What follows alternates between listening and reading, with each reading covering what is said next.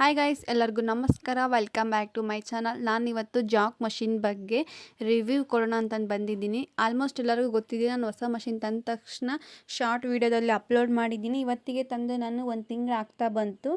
ಅದು ನಾನು ಇವಾಗ ಎಕ್ಸ್ಪೀರಿಯೆನ್ಸ್ ಮಾಡಿ ಹೊಲ್ದು ಸ್ಟಿಚಿಂಗ್ ಹೇಗೆ ಬರ್ತಿದೆ, ಅದರಲ್ಲಿ ಬಾಡಿ ಪಾರ್ಟ್ಸ್ ಏನು, ಯಾವ ರೀತಿ ವರ್ಕ್ ಮಾಡುತ್ತೆ, ಅದೆಲ್ಲ ಡೀಟೇಲಾಗಿ ಹೇಳ್ಕೊಡ್ತೀನಿ ಬನ್ನಿ. ಹಾಗೆ ಈ ಮಿಷಿನ್ ತೊಗೋಬೇಕಾ ಬೇಡವಾ ಅಂತಲೂ ಈ ವಿಡಿಯೋದಲ್ಲಿ ಹೇಳ್ಕೊಡ್ತೀನಿ. ಯಾರು ಈ ವಿಡಿಯೋ ಮಿಸ್ ಮಾಡ್ಕೊಳ್ದೆ ಟೈಲರ್ಸ್ ಇದ್ದರೆ ಪ್ಲೀಸ್ ಶೇರ್ ಮಾಡಿ ಅವರಿಗೆಲ್ಲರಿಗೂ.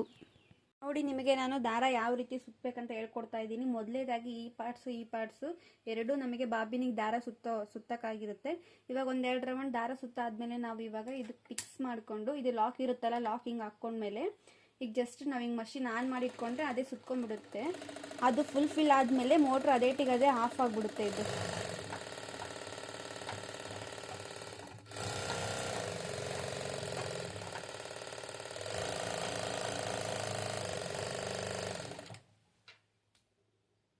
ನೋಡಿ, ಇವಾಗ ದಾರ ಸುತ್ತಿದ್ವಲ್ಲ, ಬೇಗ ನಮಗೇನಾದರೂ ಸೀಸರ್ ಸಿಕ್ಕಿಲ್ಲ ಅಂದಾಗ ಈ ಥರ ಇಟ್ಕೊಂಡು ಈ ಥರ ಕಟ್ ಮಾಡಿದರೆ ಇದೇ ಕಟ್ ಆಗುತ್ತೆ. ನೋಡಿ, ಈ ಪಾರ್ಟ್ ಇದೆಯಲ್ಲ, ಇದು ಆಯಿಲ್ ಪಂಪ್. ಇದು ನಿಮ್ಗೇನಾದರೂ ಆಯಿಲ್ ಯಾವಾಗ ಚೇಂಜ್ ಮಾಡಬೇಕಂತ ಗೊತ್ತಾಗಿಲ್ಲ ಅಂದಾಗ ನಾವು ಇದು ಫಸ್ಟ್ ಆಯಿಲ್ ಹಾಕಿದಾಗ ಯಾವ ಕಲರ್ ಇರುತ್ತೆ, ವೈಟ್ ಕಲರ್ ಇರುತ್ತೆ. ನಮ್ಗೆ ಆಯಿಲು ಯೆಲ್ಲೋ ಕಲರ್ ಆದಾಗ ಚೇಂಜ್ ಮಾಡಬೇಕು. ಇಲ್ಲಿ ಗೊತ್ತಾಗುತ್ತೆ ನಿಮಗೆ, ಯೆಲ್ಲೋ ಕಲರ್ ಆದಾಗ ನೀವು ಇದನ್ನು ಆಯಿಲ್ ಚೇಂಜ್ ಮಾಡಬೇಕು. ಮಿನಿಮಮ್ ಅಂದರೂ ಸ್ಟಾರ್ಟಿಂಗ್ ತೊಗೊಂಡಾಗ 1-2 ತಿಂಗಳು ಆದಮೇಲೆ ಆಯಿಲ್ ಚೇಂಜ್ ಮಾಡಬೇಕು. ಆಮೇಲೆ 1 ಇಯರು ಹಂಗಾದ್ಮೇಲೆ ಆಯಿಲ್ ಚೇಂಜ್ ಮಾಡಬೇಕು ನಾವು ಡೈಲಿ ಹೊಲಿತಾ. ನೋಡಿ, ಈ ಪಾರ್ಟ್ಸ್ ಇದೆಯಲ್ಲ, ಈ ಪಾರ್ಟ್ಸ್ ನಮಗೇನು ಬೇಕಾಗಲ್ಲ. ಅಂಗಡಿಯವ್ರಿಗೆ ಏನಾದರೂ ನಮಗೆ ಆಯಿಲ್ ಕಮ್ಮಿ ಆದರೆ ಇಲ್ಲ ಮಷಿನ್ ರಿಪೇರಿ ಬಂತಂದರೆ ಇಲ್ಲಿ ಅವರು ಕೋಡ್ಸ್ ಇರ್ತವೆ, ಮಷಿನಿನ ಕೋಡ್ಸು. ಅವು ಯಾವಾಗಲೂ ನಾವು ಮೋಟ್ರ್ ಆನ್ ಮಾಡಿದಾಗ P- ಅಂತಲೇ ಬರಬೇಕು. ಬೇರೆ ಏನಾದರೂ ಕೋಡ್ ಬಂತಂದರೆ ನಮ್ಗೆ ಏನೋ ಇದು ಪ್ರಾಬ್ಲಮ್ ಇದೆ ಅಂತ ಅಂಗಡಿಯವ್ರಿಗೆ ಕಾಲ್ ಮಾಡಬೇಕು. ಆಮೇಲೆ ಇದು +- ಅಂತ ನೋಡಿ, ಪ್ಲಸ್ ಅಂದರೆ ಸ್ಪೀಡ್ ಜಾಸ್ತಿ ಇಟ್ಕೊಳ್ಳೋದು. ಇದು ಲಾಸ್ಟ್ ಸ್ಪೀಡ್ ನಮಗೆ 40ವರೆಗೂ ಬರುತ್ತೆ. ಮೈನಸ್ ಅಂದರೆ ನಮಗೆ ಸ್ಪೀಡ್ ಕಮ್ಮಿ ಇಟ್ಕೊಳ್ಳೋದು.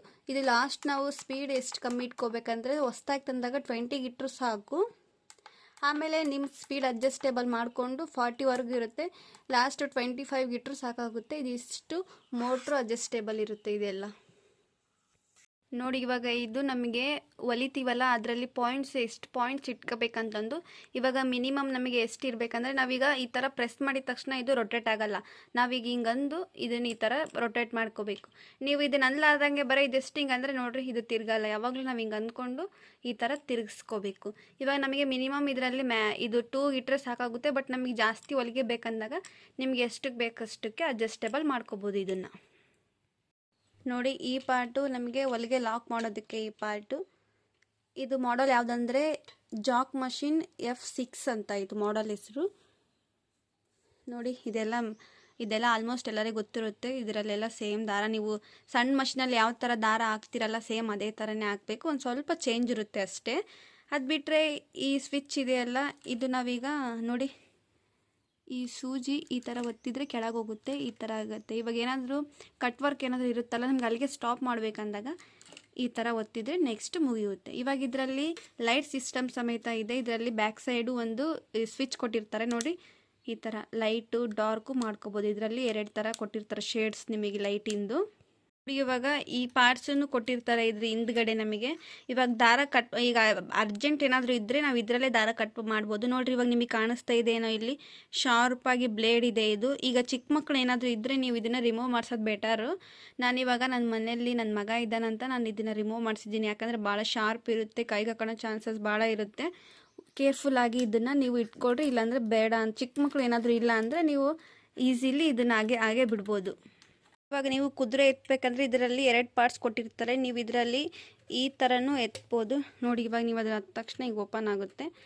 ಇದು ಸ್ವಲ್ಪ ಟಫ್ ಅನಿಸುತ್ತೆ ನಮಗೆ. ಬಟ್ ಇವಾಗ ಇದರಲ್ಲಿ ನೋಡಿ, ಕೆಳಗಡೆ ಈ ಥರ ಪೆಡಲ್ ಕೊಟ್ಟಿರ್ತಾರೆ. ನಾವು ಜಸ್ಟ್ ಈ ಥರ ಅಂದರೆ ಸಾಕು. ನೋಡಿ, ಅಲ್ಲಿ ಓಪನ್ ಆಗ್ತಾ ಇದೆ.